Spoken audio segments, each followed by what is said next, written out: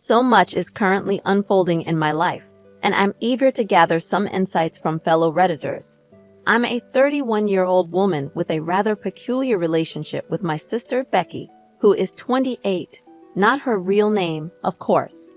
Becca was born prematurely and spent several weeks in the ICU before coming home. This early experience led our parents to spoil her mercilessly. Becky grew up with everything handed to her on a silver platter, while my younger brother Sam, who is 25, and I had to accept whatever our parents deemed best for us. We often heard variations of, "You're the older sister. You need to be responsible for your poor sister. Don't be a selfish brat. You need to learn to share things with your siblings." Becky consistently received whatever she desired almost instantly, whether it was her birthday parties or when we had to step aside at our own birthday celebrations so she could blow out the candles on our cakes. This is just the tip of the iceberg. I could write a whole novel about the favoritism we experience at the hands of our parents. Strangely, I had accepted this treatment as normal and believed that Becky deserved all the nice things. However, everything changed when I was 20 and caught her in the act with my then-boyfriend on my bed. There was a lot of screaming and yelling from both sides, and I couldn't believe my baby sister had betrayed me in this manner. In the midst of the argument, Becky claimed to have a panic attack, which led my parents to swoop in and take her side, chastising me for not being mature and understanding about my poor sister's delicate state. It was at that moment that I realized my parents would always prioritize Becky above everything else.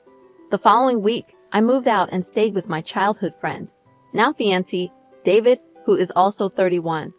I tried to reach out to my parents for reconciliation after moving out, but it resulted in a heated argument. They refused to see my perspective and even denied that Becky had faked her attack.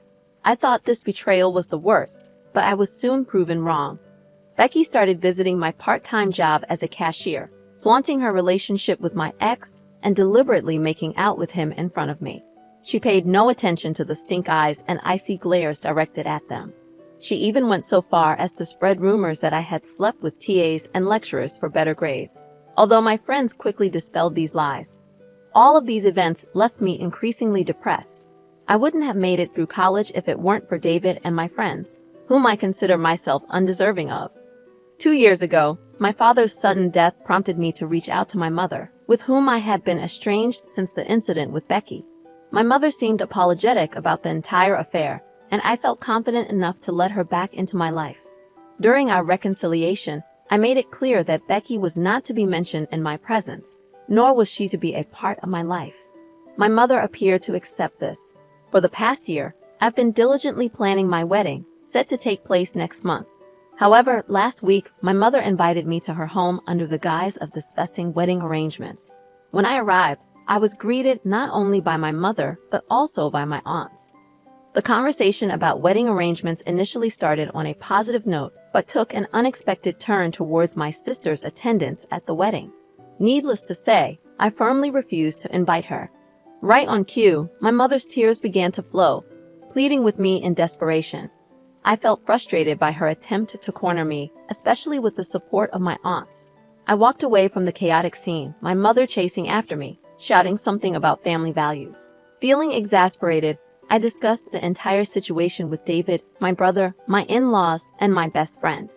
Going over all the details only reinforced the fact that my mother would always prioritize Becky, disregarding my emotions and feelings. Finally, yesterday, I decided to make one last call to my mother to inform her that her invitation had been revoked. Shortly after the call, my phone started ringing incessantly. Relatives called to label me as ungrateful and childish, questioning my actions.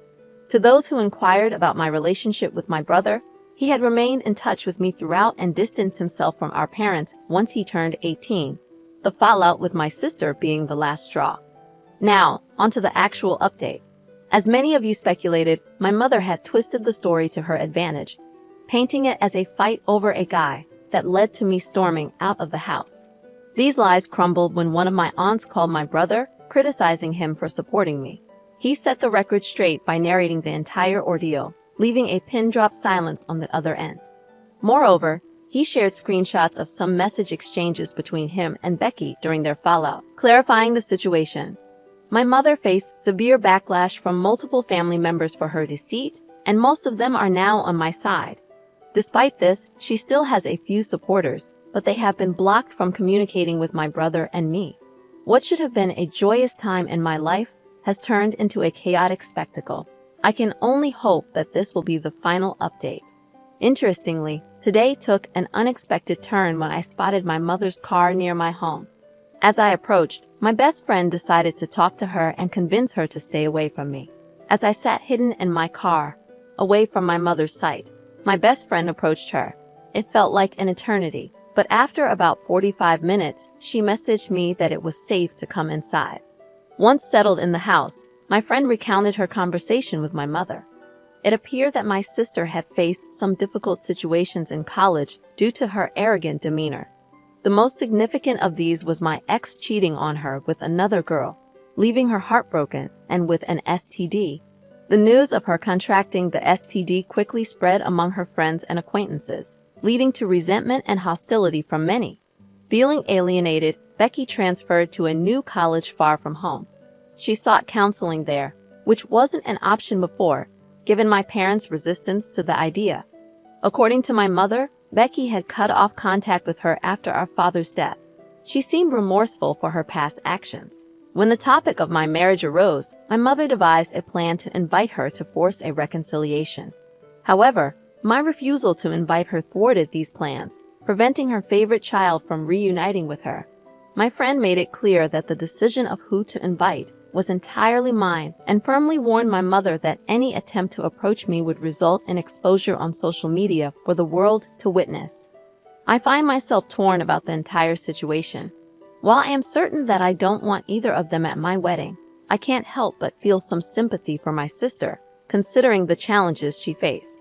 Yet, these emotions are overshadowed by the memories of her deliberate attempts to hurt me. I once adored her as my sweet little sister, hoping she would change. However, the day I learned about the rumors she spread, I was utterly crushed and inconsolable. It was David who encouraged me to seek counseling and later therapy. Without his and my friends' unwavering support, I might have been an emotional wreck. I sincerely hope that Becky can work on her issues with her therapist and undergo a transformation, becoming a better person in the process, perhaps in the future. I am open to the possibility of reconciling with my sister, but at this moment, I am far from ready to meet her. As many of you suggested, we had a meeting scheduled with the vendors and the wedding planner. We've taken steps to ensure security during the wedding and the reception. You've made the right decision by not giving in to your mother's demands. She clearly attempted to manipulate the situation in her favor, putting you in a difficult spot in front of your aunts. It might be helpful to check out the subreddit r/raised_narcissists. To address another issue, I really enjoy wearing scarves in my hair.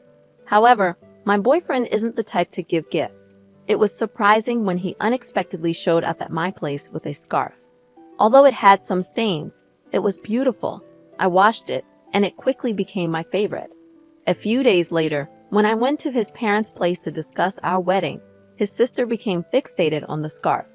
Suddenly, she approached me and tried to pull it off, accusing me of stealing it from her. I was shocked and confused, explaining that my boyfriend had given it to me, but she wouldn't listen, calling me a liar and even mentioning old nail polish stains on it that she had dropped. I took off the scarf, threw it at her, and left before my boyfriend joined us. When he later asked where I was, I told him I had gone home. When he returned, we had a major argument. In the original post, I didn't provide some necessary information. He confessed that the scarf had belonged to his mom, who had given it to his sister years ago. She hadn't even worn it, and he found it in the storeroom, thinking of giving it to me instead of it going to waste. Now, I think it's important for your boyfriend to understand that if he wants to give you a gift, he should buy it rather than taking something without permission. Technically, you unknowingly received stolen property due to his actions. While the scarf might not hold significant monetary value, the situation left you feeling utterly humiliated. This happened to me, but with a necklace. X gave me a lovely necklace, and I wore it. Some friends saw it and said it looked like the one she had. We checked, and it turned out to be hers. The catch on the chain was slightly loose, just as she described. After examining it further, There was no doubt it was her necklace. The person who had given it to me had borrowed it from her a week prior, and he had then given it to me. We were both incredibly angry. He became an ex, and thankfully, she got her property back.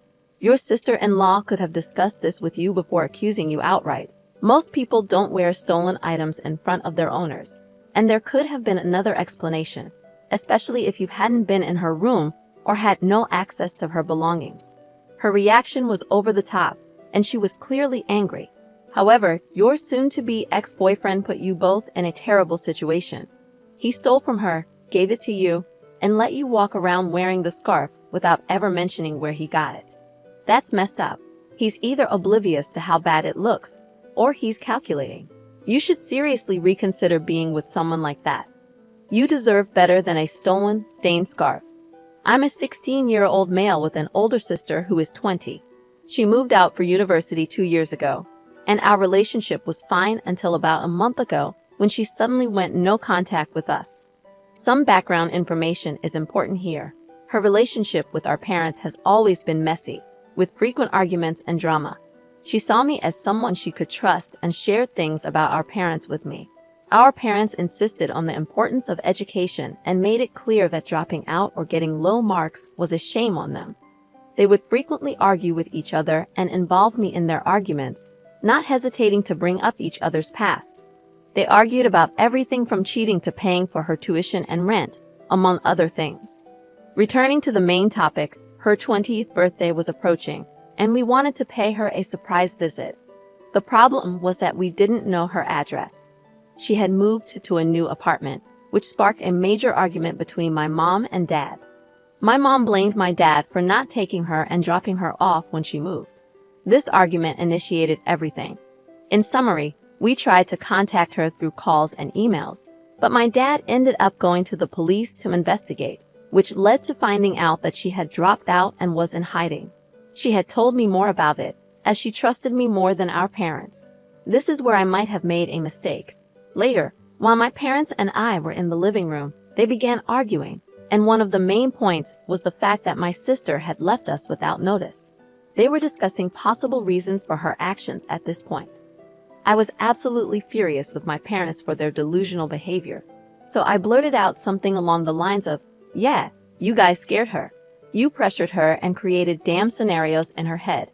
No wonder she doesn't like you. Who's your next target, me?" The next thing I knew, I was in a heated argument with my parents. They kept telling me to mind my own business and not interfere in other people's lives. It was like my sister's situation all over again. I couldn't take it anymore, so I told them to go to hell, stormed up to my room, and adopted the classic rebellious teenage demeanor. My 39-year-old uncle found out about the situation, and I explained everything to him. He supported me, further infuriating my parents. They accused me of ruining them, as if they couldn't care less, and refused to reflect on their own actions that led to this mess. Am I the one at fault here? Here's some unsolicited advice that might help, although it may not directly apply to your situation. I grew up in a similar environment. My parents would drunkenly tear each other apart almost every night. Sometimes I'd intervene to stop them. Other times I'd shout from the stairs, but nothing worked. At 18, before leaving for university, I confronted my dad and asked how long he thought they'd last. He didn't have an answer. What I didn't realize then was the deep psychological damage witnessing this had caused me. Faced with intimacy, I'd shut down entirely. Looking back, it was a flight or fight response. While I matured emotionally in some ways, my growth was stunted, especially in relationships. I never received therapy, and I regret not considering it. I managed to work through it on my own, but therapy would have been incredibly helpful. If possible, talking to someone about your experiences could be beneficial. Good luck. Well, look at the consequences of their actions. I'm sorry, OP, I'm not sure of a solution. Technically, you're stuck with them for a bit longer, depending on your situation. Perhaps you can consider living with your uncle if that's an option. I don't have specific advice for your situation, but I don't blame you for speaking your mind and telling